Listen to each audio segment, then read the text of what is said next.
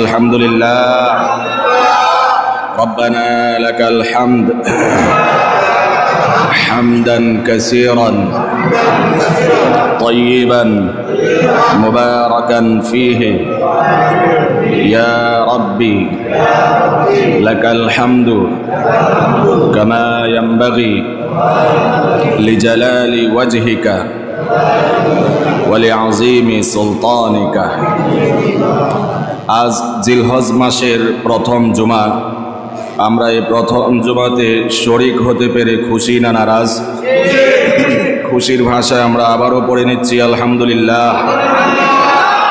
আল্লাহ রাব্বুল আলামিনের দৃষ্টিকোণ থেকে এই জিলহজ মাসের প্রথম দশক 1 থেকে নিয়ে 10 দিন 10 রাত এবং 9 দিন আল্লাহ তাআলার কাছে অত্যন্ত মহিমান্বিত, সেরা এবং শ্রেষ্ঠ বিবেচনার অধিকার রাখে এই 10টি দিন। সেই হিসাবে বলা চলে রমাদানুল মুবারক মাস হিসাবে সেরা, আর দিবস হিসাবে হচ্ছে জিলহজ মাসের প্রথম 10 দিন সেরা। মাহে রমাদান হচ্ছে ইবাদতের বসন্তকাল মাসব্যাপী, আর জিলহজ মাসের প্রথম দশক হচ্ছে দিন হিসাবে ইবাদতের বসন্তকাল। এই 10টি দিন আল্লাহ রাব্বুল আলামিনের দৃষ্টিকোণ থেকে এত বেশি প্রিয়, হাদিসের ভাষ্যমতে আল্লাহর বিবেচনায় এই 10 দিনের চেয়ে শ্রেষ্ঠ আর সেরা কোনো দিন নাই। সুবহানাল্লাহ। রাসূল সাল্লাল্লাহু আলাইহি ওয়াসাল্লাম এই কথাটিকে তার ভাষায় ব্যক্ত করেছেন, মা মিন আইয়ামিল আমালুস সালিহু ফিহা আহাব্বু ইলাল্লাহি মিন হাযিহিল আইয়াম। অর্থাৎ জিলহজ মাসের প্রথম 10 দিন ইবাদত করা আল্লাহর কাছে এত বেশি প্রিয় বৎসরের আর কোনো দিন আল্লাহর কাছে এত বেশি প্রিয় না। সুবহানাল্লাহ বলেন। এত গুরুত্ব বহন করে 10টি দিন, কিন্তু আমরা হেলায় খেলায় অবহেলায় অন্যান্য দিনের মতোকেই এই দিনটিকেও এই দিবসগুলোকেও উদযাপন করি। এর চেয়ে বেশি কিছু না, বরং ইবাদতের সাথে কাটানো হচ্ছে এই দিনগুলোর দাবি। এবং কোরআনুল কারিমে আল্লাহ রাব্বুল আলামিন এই 10টি দিবসের গুরুত্ব বোঝাতে গিয়ে সূরাতুল ফজর 30তম পারাতে একটি সূরা রয়েছে।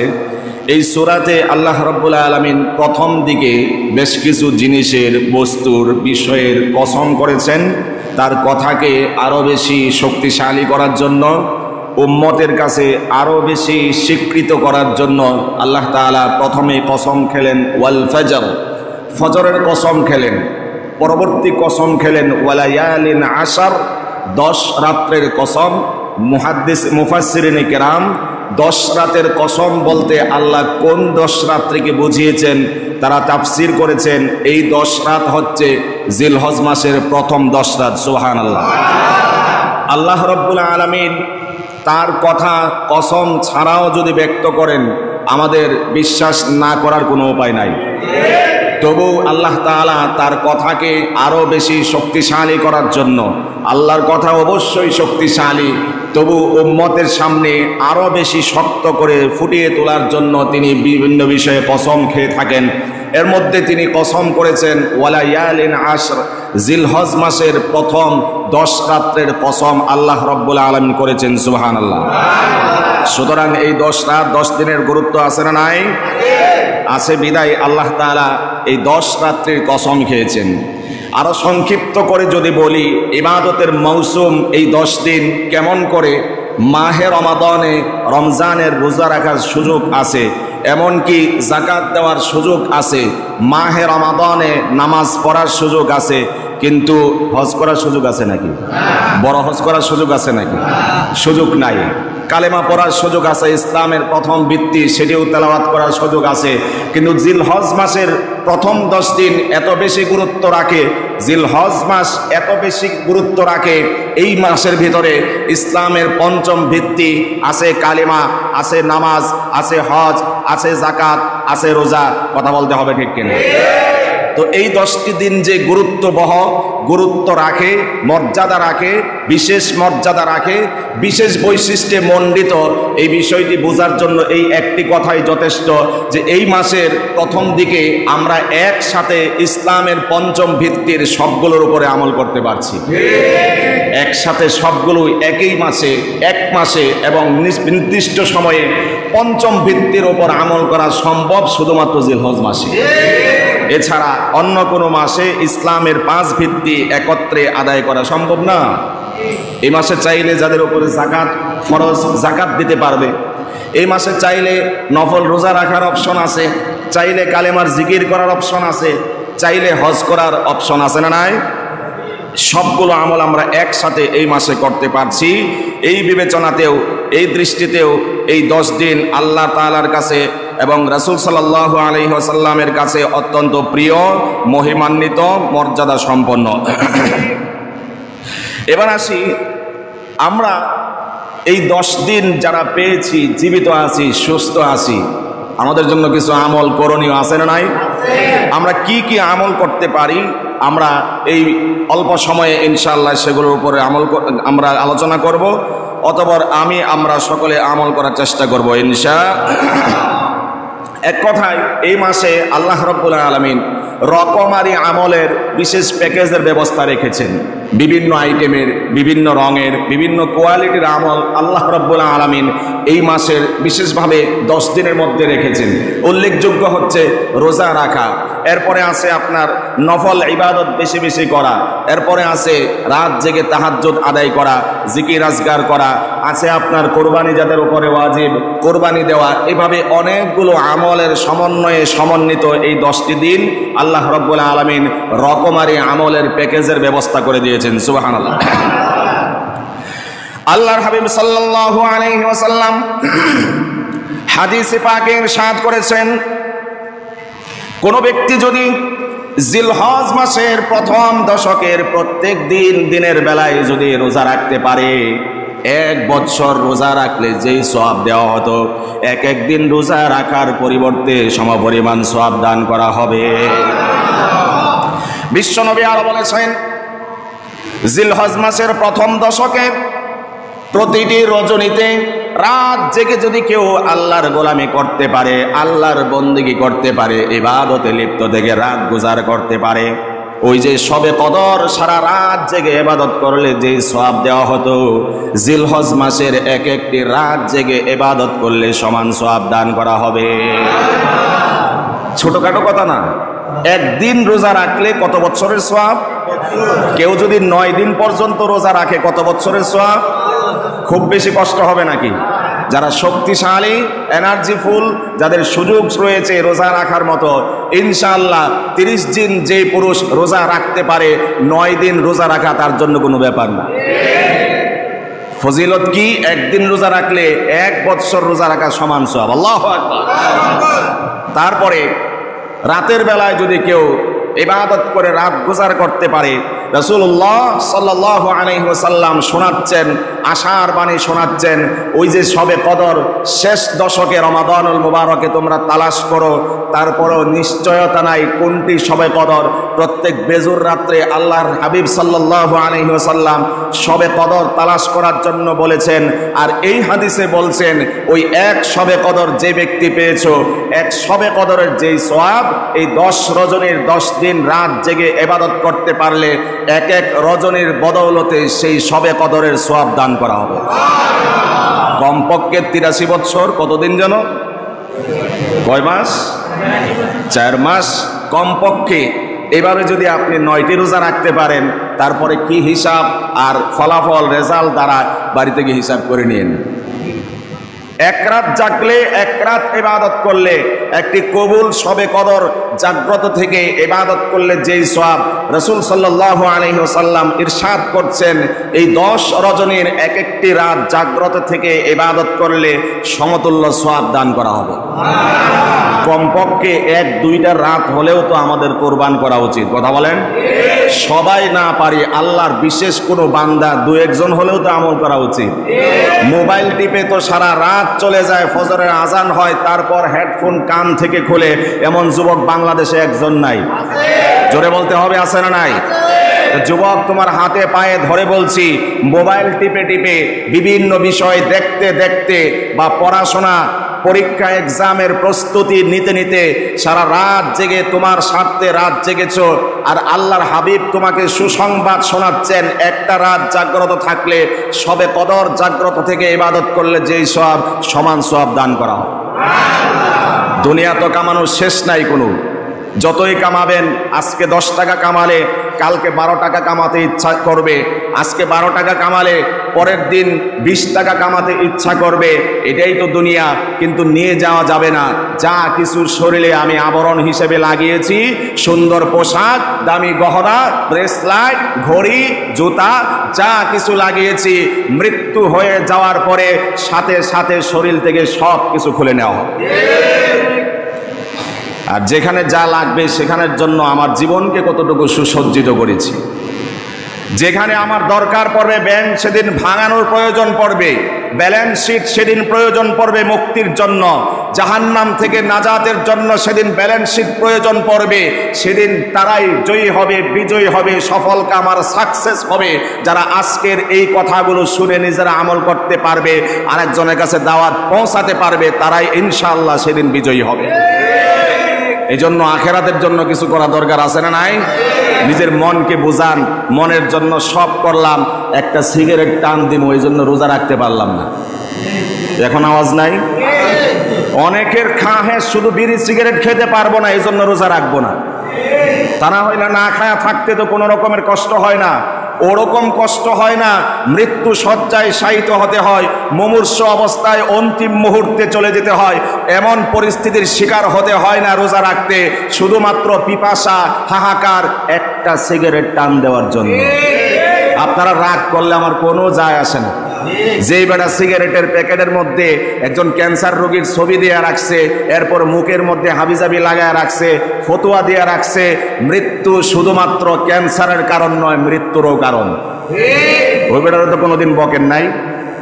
সব কিছু দুনিয়ার বাংলাদেশে সব কিছুর দাম বাড়ে, শুধুমাত্র এটার দাম বাড়ে না। আওয়াজ নাই? আপনাদের কমন পড়ে নাকি? এটার দাম বাড়ে নাকি? এটা প্রত্যেক বছরে বছরে 10-20 টাকা করে বাড়া উচিত। তা না হইলে বাঙালি এটা তো ছাড়তে পারবে না। কারণ বাঙালি টাকা ভয় পায়। সিরা টাকা মসজিদে দেয়, গ্রামে সিরা টাকা মসজিদে দেয়, যেটাতে বিড়িও খাওয়া যাবে না, সিগারেট খাওয়া যাবে না, দুনিয়ার কোনো দোকানে চলবে না। ওইটাকে আল্লাহর ঘরে এসে লানত, লানাতুল্লাহি আলাইহি, অবশ্যই আল্লাহর লানত তার উপরে বর্ষিত হবে, কোনো সন্দেহ নাই। অচল টাকা মসজিদের দান বাক্সে ঢুকায়, আল্লাহ দেখে নাই? কথা বলতে হবে। কি চালাকি যে এটা দোকানে চলবে না, বিড়ি সিগারেট খাওয়া যাবে না, পান খাওয়া যাবে না, মসজিদের চুপি সারে দিয়ে দেয়, সওয়াব তো হবে। সিরা টাকা দিলে অনেক সওয়াব নাকি? আমি অনেক সময় বলেছি, 2 টাকার একটা চকচকে নোট একজন ভিক্ষুকের হাতে তুলে দেন, 100 টাকার একটা জীর্ণ শীর্ণ টাকা তার হাতে তুলে দেন, 2 টাকার চকচকে নোট দেখেই সবচেয়ে বেশি সে খুশি হবে। আল্লাহর ঘরে আল্লাহকে খুশি করার জন্য নতুন চকচকে নোটটা যখন হাতে আসলো, আলাদা করেন যে এটা আমি আগামী জুমাতে আল্লাহর ঘরে দান করব। আমার বিশ্বাস, ইয়াকিন আর আস্থা হচ্ছে নিয়তের কারণে আল্লাহর আরশে আজিম খুশি আর ধন্য হয়ে যাবে।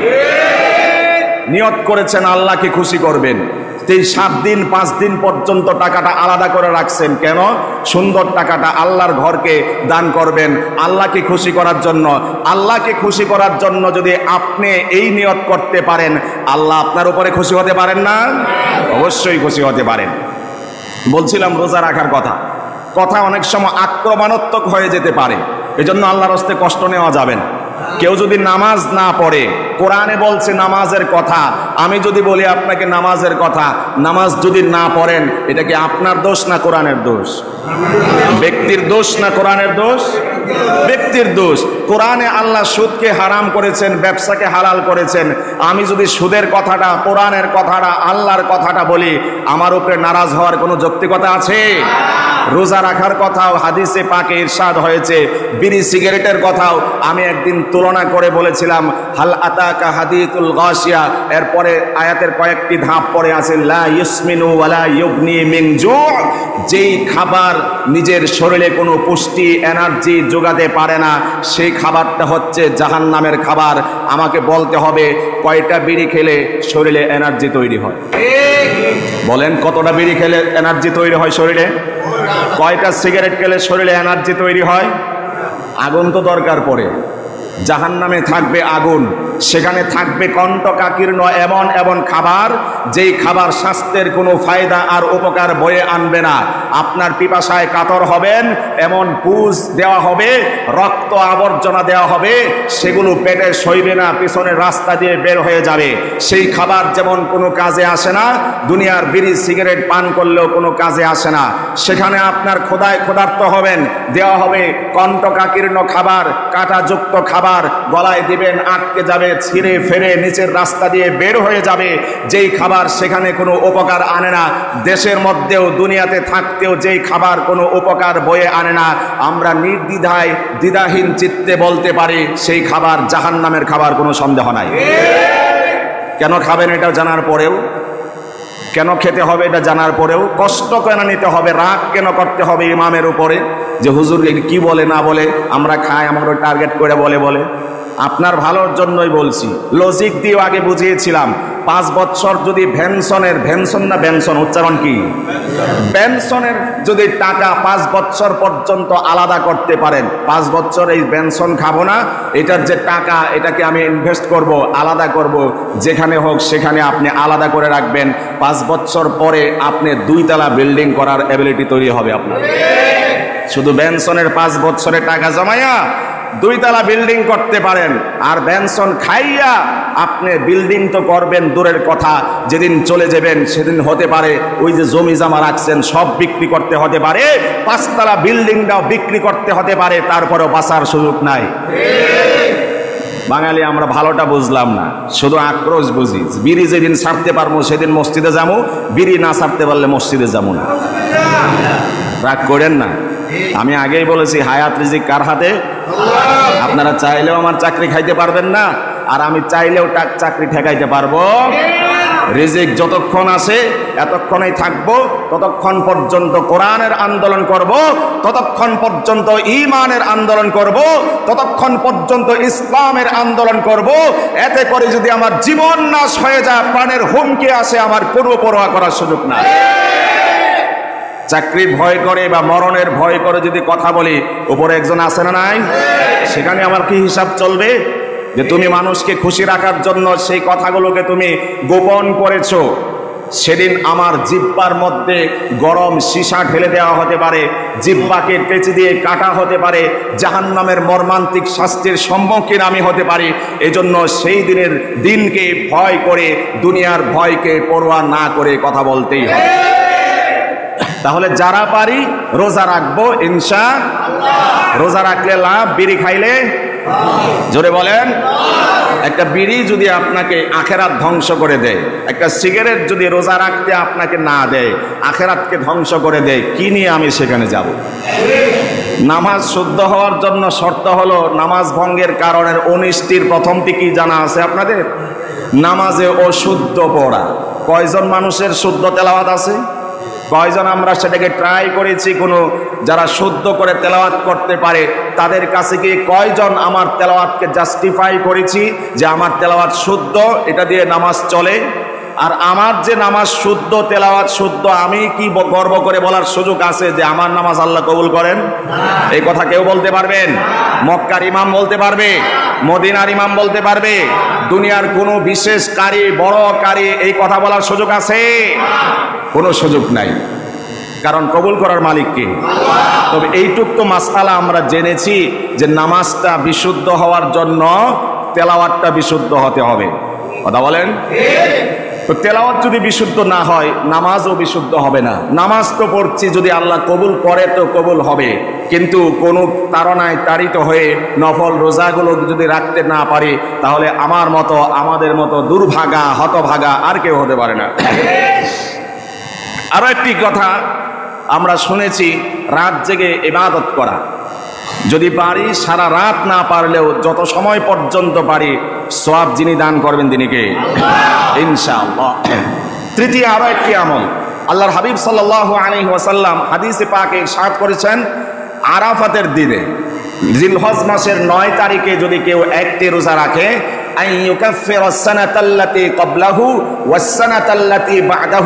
নবীজি বলেছেন এক রোজা রাখার কারণে পিছনের 1 বছরের সগীরা গুনাহ, সামনের অগ্রিম 1 বছরের সগীরা গুনাহগুলোকে আল্লাহ রাব্বুল আলামিন মাফ করে দিবেন।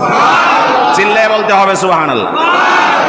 সবগুলো যদি রাখতেও নাও পারি, অনেকে ভারী কাজ করি, কষ্ট কাজ করি, রাখা সম্ভব হয় না, কমপক্ষে যদি জিলহজের 9 তারিখের রোজা রাখতে পারি, আরাফার রোজা রাখতে পারি, বড় সারপ্রাইজ। 1 বছরের অগ্রিম আগের গুনাহ তো মাফ, সামনের 1 বছরের সগীরা গুনাহগুলোকে আল্লাহ মাফ করে দেন।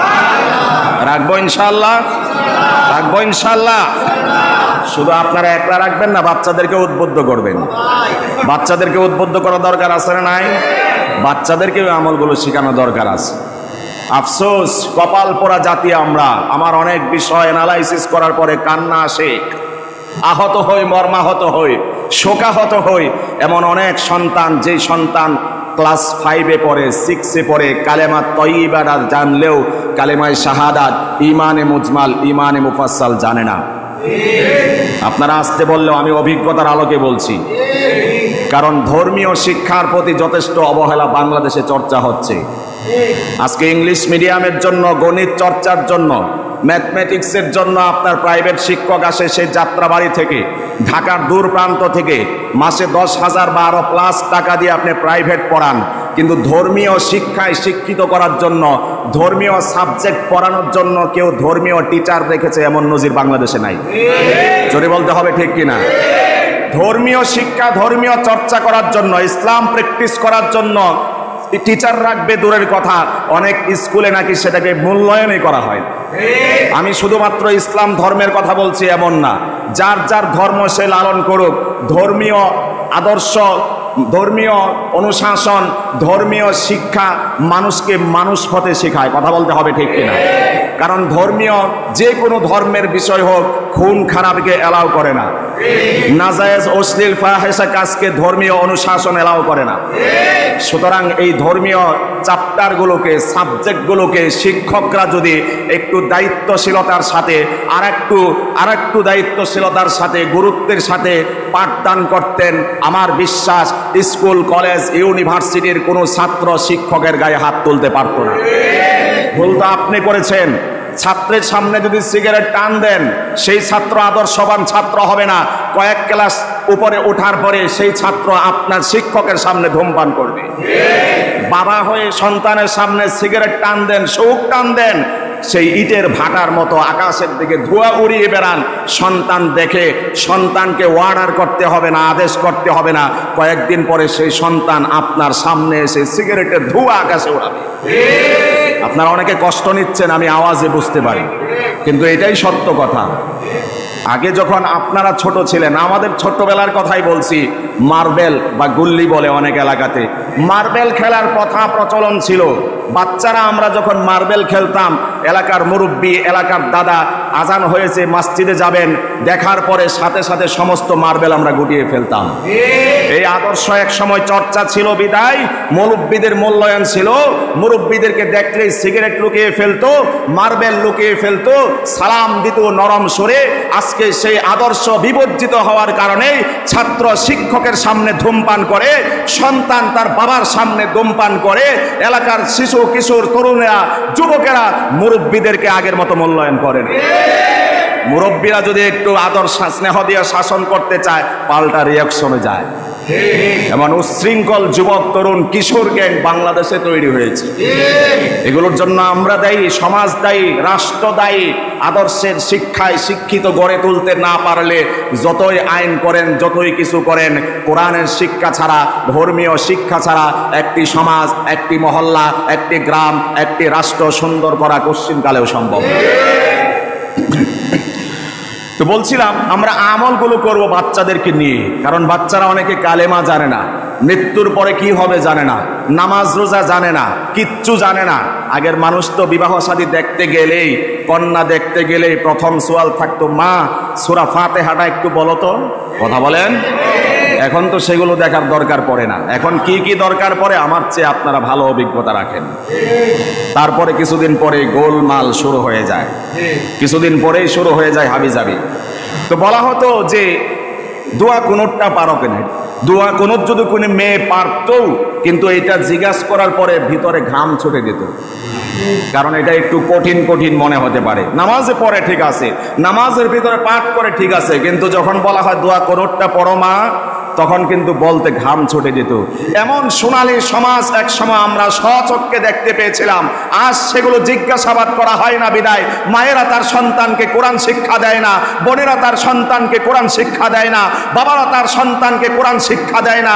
মসজিদে বারবার দৈনন্দিন এলান হওয়ার পরেও মসজিদ হাহাকার করে, শূন্যতা বিরাজ করে, সন্তানরা বুকে কোরআন ধারণ করে মসজিদে পড়তে আসে না, সেই কিন্টান গার্ডেনে চলে যায়, কোচিং করতে চলে যায়। এই কারণে এই সন্তানরা বড় হয়ে বাবা মাকে বৃদ্ধাশ্রমে পাঠায়। নিজের পায়ে কোরাল মারছেন ছোটবেলায়। আমি কোন কোন ভাষায় বললে আপনার সন্তানকে সকালবেলার বক্তব্যে পাঠাবেন? সেদিন তো বড় বিনয়ের সুরে আবেদন করেছিলাম, যথেষ্ট করুণার সুরে নিবেদন করেছিলাম, কিছুটা উপকারিতা ফায়দাও তুলে ধরেছিলাম। বাচ্চাটাকে সকালের বক্তব্যে পাঠালে কি ফায়দা? কই কেউ তো পাঠালেন না। এক সেকেন্ড কে লজ্জত সারে ওমর কি হাসরাত। সামান্য জীবনের একটু রং তামাশার জন্য বীজ বপন করছেন যে তুই জেনারেল শিক্ষায় শিক্ষিত হয়, বড় হইলে আমাকে ভাত খাপড় দিবি। যে বাস্তবতার আলোকে, বাস্তবতার নিরিখে, মিডিয়ার নিরিখে, যন্ত্রের নিরিখে আপনি তত্ত্বাবধান করে দেখেন, যেই সন্তান যত বেশি উচ্চ শিক্ষিত হয়েছে সেই সন্তানরাই বাবা মাকে বৃদ্ধাশ্রমে পাঠিয়েছে। যেই বাবা, যেই মা সকালবেলার মাইকের এলানের আওয়াজ শোনার অপেক্ষায় অপেক্ষমান থাকতো, অধীর আগ্রহ নিয়ে অপেক্ষা করত, মাইকিং হওয়ার পরে সন্তানকে ফজরের পরে মক্তবে পাঠাতো, সেই মাকে, সেই বাবাকে আল্লাহর কসম করে বুকে হাত রেখে বলতে পারি কোশ্চিনকালেও বৃদ্ধাশ্রমে পাঠাবে না। এজন্য নিজের পথ নিজে গুছান, আখেরাত গুছান। বয়োজ্যেষ্ঠ হবেন, সেই সময় আপনার সেবা শুশ্রূষা প্রয়োজন করবে। হাজার শিক্ষায় শিক্ষিত করলেন, টাকা পয়সা ব্যাংক ব্যালেন্সের মালিক বানালেন, কিন্তু শেষ বয়সে সন্তানটা কাজে আসলো না কেন? ধর্মীয় শিক্ষায় শিক্ষিত না করার কারণে। খোদার কসম করি বলি, এরকম সন্তান দিয়ে দুনিয়াতেও আপনি কামিয়াব হতে পারবেন না, আখেরাতেও কামিয়াব হতে পারবেন না। তাহলে আমরা আরাফার দিনে একটি রোজা রাখবো। এখন বাংলাদেশে এটা নিয়ে তর্ক বিতর্ক বেশ কয়েক বছর ধরে শুরু হয়েছে, আলোচিত সমালোচিত একটি তর্ক বিতর্ক। কেউ বলছেন ঈদের আগের দিন বাংলাদেশে 9 জিলহজ, সেদিন আমরা রোজা রাখবো, আর কেউ বলছেন আরাফার দিনে আমরা রোজা রাখবো। তাদের সাথে মিল করে দুজনের যুক্তি যুক্তিযুক্ত, আবার অন্য যুক্তি দিয়ে, অন্য রেফারেন্স দিয়ে একজনের যুক্তি খণ্ডন করা সম্ভব হয়ে যায়। তর্ক বিতর্ক এক পাশে রেখে আমলের নিয়তে আপনাকে ইনভাইট করছি, আপনি 8 তারিখেও রোজা রাখেন, 9 তারিখেও রোজা রাখেন, কোনো একটা তো হবে ইনশাল্লাহ। কথা বলেন। আরাফার রোজা 2টার একটা তো হবে। আর 10 দিনের 10 দিন রোজা 9 দিন রোজা রাখতে পারেন নাই, 2টা রোজা রাখলে কবিরা গুনাহ হবে নাকি? সগীরা গুনাহ হবে? সওয়াব আছে না নাই? তাহলে 2 দিন রাখলাম, সমস্যা আছে কোনো? যেটা আরাফার রোজা সেটা আল্লাহ আরাফার হিসাবে কবুল করুক, আর একটা বোনাস হিসাবে প্রথম 10 দিনের জিলহজের যে ফজিলতের রোজা, সেই ফজিলত হিসাবে রাখলাম, কোনো সমস্যা আছে? তাহলে আমরা 2 দিন রোজা রাখলে কোনো তর্ক নাই, বিতর্ক নাই, আমল হবে, সওয়াব হবে ইনশাআল্লাহ। এবার আসুন তারপরে আমরা কি আমল করতে পারি। এরপরে আরো একটি উল্লেখযোগ্য আমল হচ্ছে তাকবীরে তাশরিক।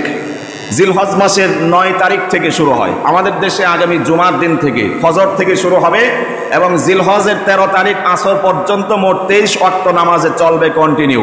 আল্লাহু আকবার, আল্লাহু আকবার, লা ইলাহা ইল্লাল্লাহু, আল্লাহু আকবার, আল্লাহু আকবার, ওয়ালিল্লাহিল হামদ। পুরুষ যারা আছি ইমাম সালাম ফেরানোর পরে উচ্চ কণ্ঠে আমরা বলা শুরু করে দেব, ইমামের অপেক্ষা করব না, তবে সালামটা শেষ হওয়ার সুযোগ দিতে হবে, সালামটা শেষ হওয়ার সুযোগ দিতে হবে। আনুষঙ্গিক কথা একটা মনে পড়ছে, বলবো? আমি অনেক সময় খেয়াল করি যে আমি যখন সালাম ফিরাই ডান দিকে আসসালামু আলাইকুম ওয়া রাহমাতুল্লাহ এই পর্যন্ত বলে আমি ফিরে থাকি, আমার অনেক মুসল্লিরা আমি খেয়াল করি যে আমি এদিক দিয়ে ঘোরার আগে আপনি ঘোরায় ওদিক দিয়ে শেষ করে দেন। এটা অনুচিত এবং নামাজের জন্য কারাহাত, মাকরু হয়ে যাবে। কারণ আপনি ইক্তিদাইতু বিহাদাল ইমাম লফজান উচ্চারণ না করলেও মনে মনে তো নিয়ত করছেন যে ইমামের ইক্তিদা করতেছি। ইক্তিদা মানে ইমামকে ফলো করছি, অনুকরণ করছি, অনুসরণ করছি। এখন ইমাম সালাম ফেরায় এই দিকে, উনি ফেরার আগে যদি আপনি ওই দিকে ফিরে ফেলেন, ইক্তিদা হলো না, নামাজ কারাহাত, মাকরু হয়ে যাবে। এই জন্য সজাগ আর সচেতন থাকা চাই।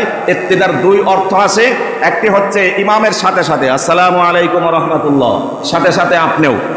আরেকটা অর্থ হচ্ছে আসসালামু আলাইকুম রহমতুল্লাহ, ইমাম বলছেন, এদিক দিয়ে ফিরছেন, তারপরে আপনি শুরু করলেন আসসালামু আলাইকুম রহমতুল্লাহ, এটাও একটা ইক্তিদা।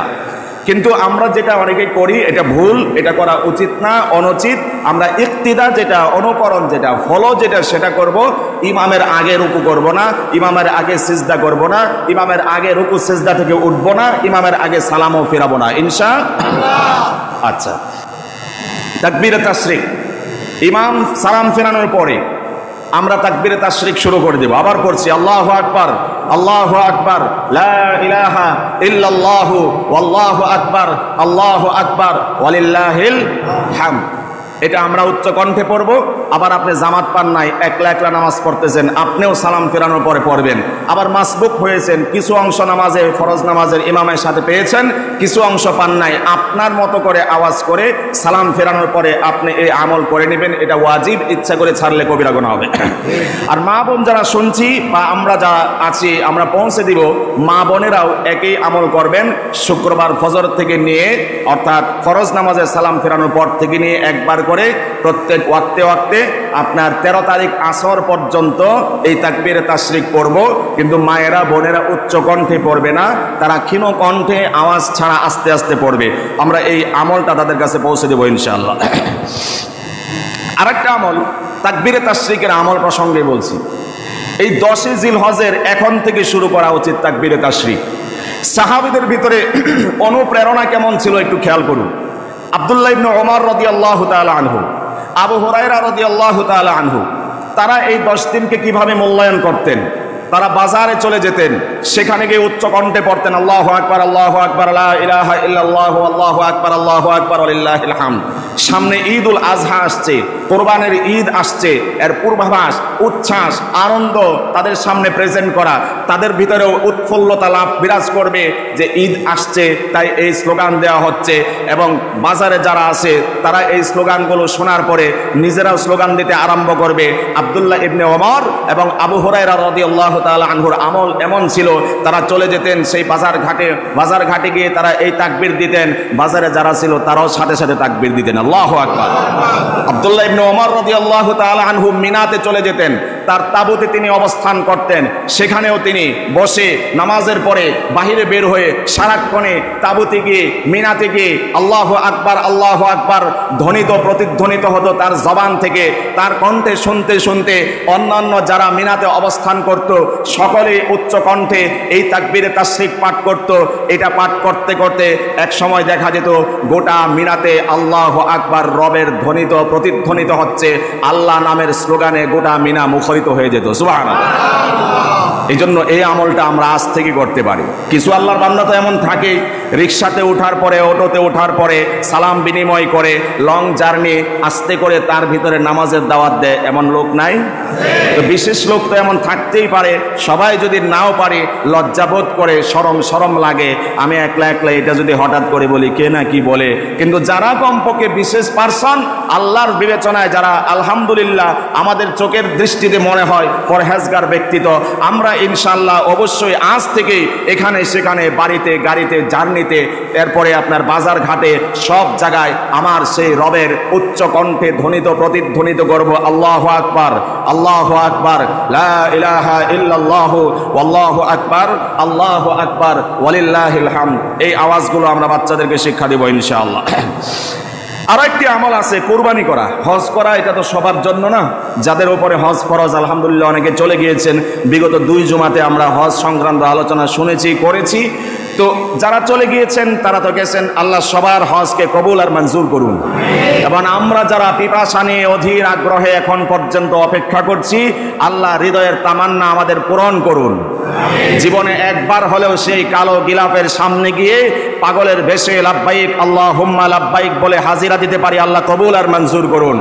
সেই সবুজ গম্বুজের সামনে গিয়ে রাসূলুল্লাহ সাল্লাল্লাহু আলাইহি ওয়াসাল্লামের রওজা মোবারকের সামনে গিয়ে আসসালাতু ওয়াসসালামু আলাইকা ইয়া রাসূলুল্লাহ, আসসালাতু ওয়াসসালামু আলাইকা ইয়া হাবিবাল্লাহ এই মর্মে দুরূদ প্রেরণ করে নবীর সাথে প্রেম নিবেদন করার তৌফিক জীবনে আল্লাহ একবার হলেও দান করুন।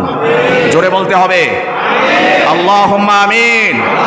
আয় আল্লাহ, যারা এই পর্যন্ত আমিন বলেছে জবান খুলে সবাইকে একবার হলেও হজ করার তৌফিক দিও। আমাকেও যেন আল্লাহ তৌফিক দেন। এখন যে আওয়াজ কম করলেন, মানে আপনারা চান না ইমাম সাহেবরা হজ করুক? ইমাম সাহেবরা তো শোনেন না, আপনারা চান না ইমাম সাহেবরা কোরবানির শুধু ফাজাইল না, ইমাম সাহেবরাও কোরবানি দেখ, এটা চান আপনারা? শুধু ইমাম সাহেবরা সারা জীবন এই হজের আলোচনা করবে, ফজিলত বর্ণনা করবে, কিন্তু কপাল পোড়া ইমাম সাহেব জীবনে একবার হজে যেতে পারবেন না, এমনটা চান কি আপনারা? ইমাম সাহেব জাকাতের মাসাইল ফাজাইল সব বর্ণনা দিবে, কিন্তু জীবনে ইমাম সাহেবের উপরে জাকাতেই ফরজ হয় না, এমনটা চান নাকি আপনারা?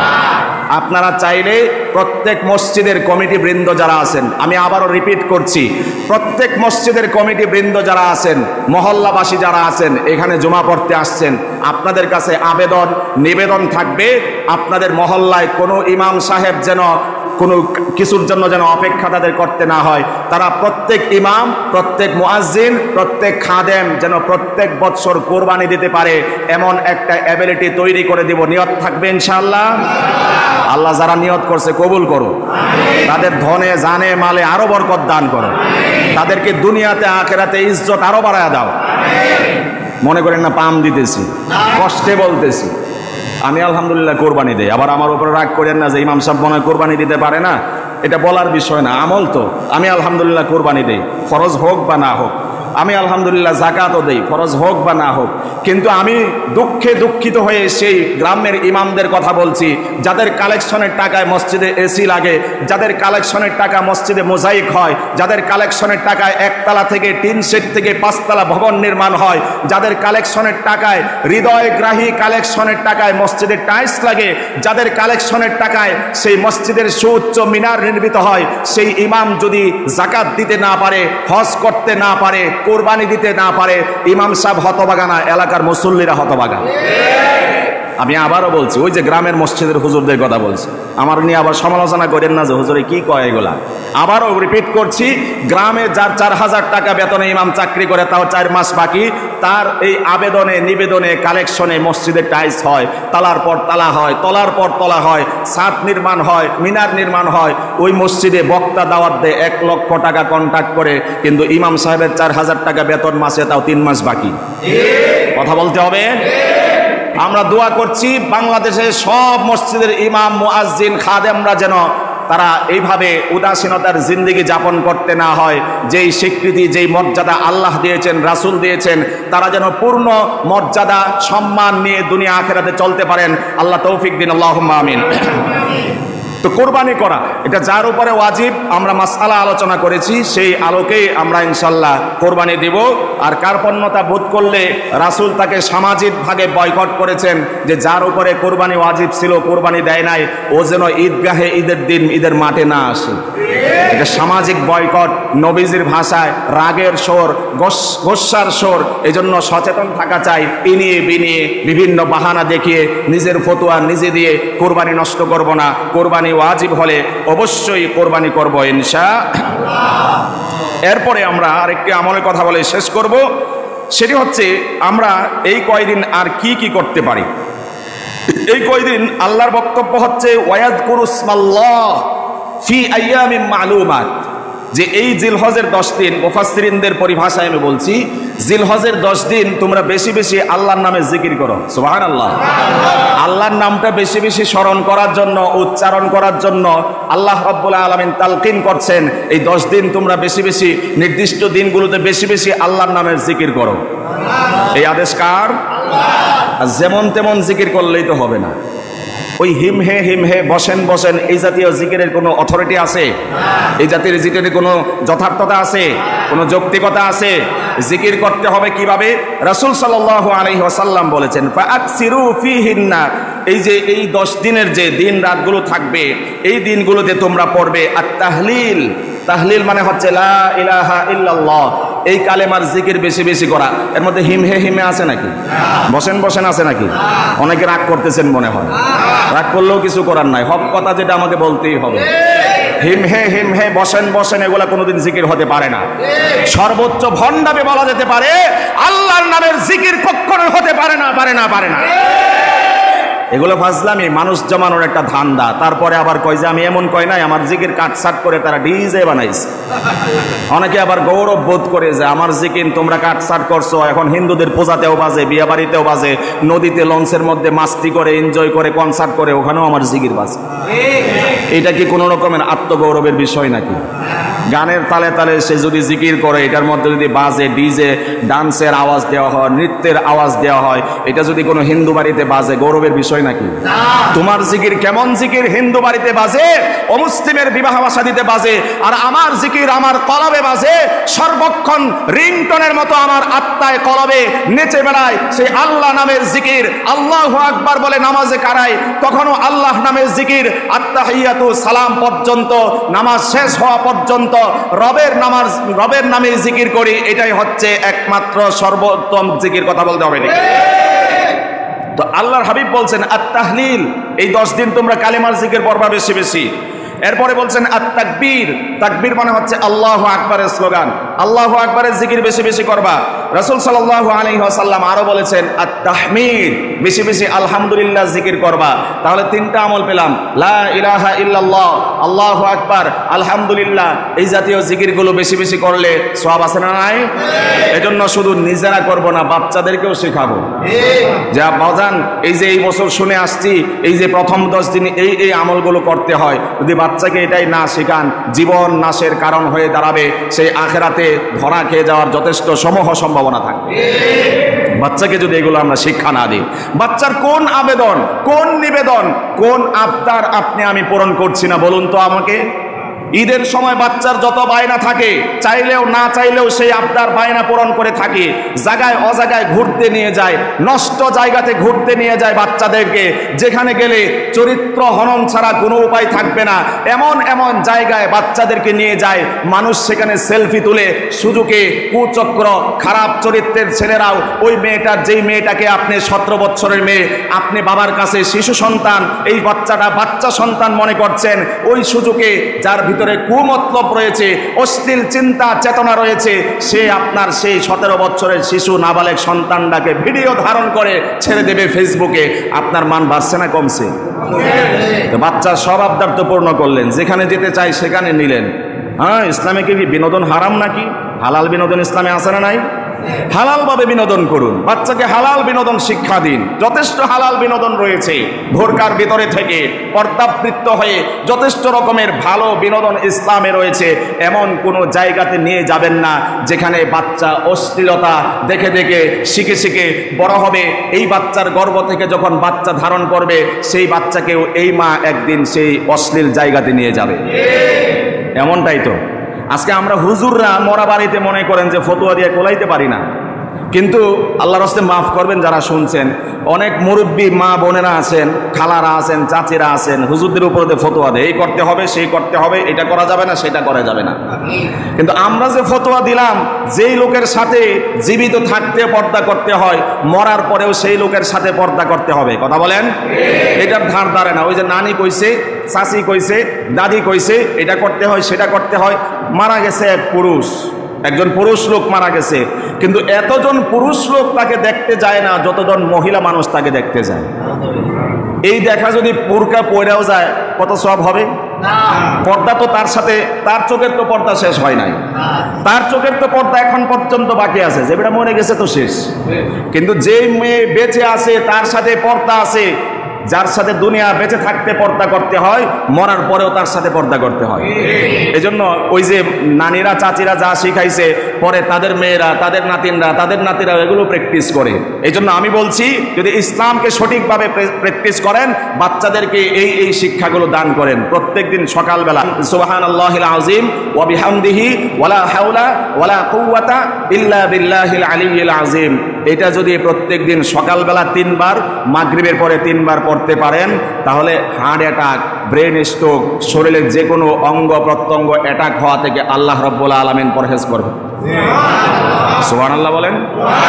ছোট্ট একটা মেডিসিন, সুবহানাল্লাহি বিল আযীম ওয়া বিহামদিহি ওয়ালা হাওলা ওয়ালা কুওয়াতা ইল্লা বিল্লাহিল আলিয়্যিল আযীম। এই লেকচার যদি, অ্যাডভাইস যদি আমি মোল্লা না দিয়া কোনো মিডিয়াতে দিত, কোনো ডাক্তার দিত, কোনো বিজ্ঞানী দিত, তাহলে সারা বাংলাদেশ না সারা বিশ্বের মানুষ আমল করত। সেটা যদি টাকা দিয়ে ক্রয় করতে হয় তাই করত। কিন্তু আমি নবীর কথা শোনাইলে ওটার উপরে আমল নাই।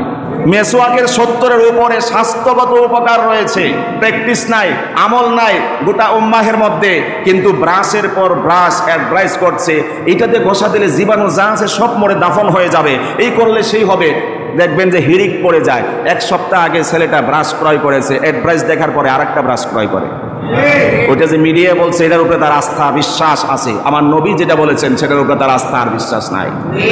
বিসমিল্লাহিল্লাযী লা ইয়াদুররু মা ইসমিহি শাইউন ফিল আরদি ওয়ালা ফিস সামাই ওয়া হুয়াস সামিউল আলিম। প্রত্যেকদিন সকালে 3 বার, সন্ধ্যায় 3 বার যদি পড়েন, সকালে 3 বার, সারাদিন বিপদ আপদ, বালা মুসিবত, সড়ক দুর্ঘটনা, রোড অ্যাক্সিডেন্ট থেকে আল্লাহ হেফাজত করবেন।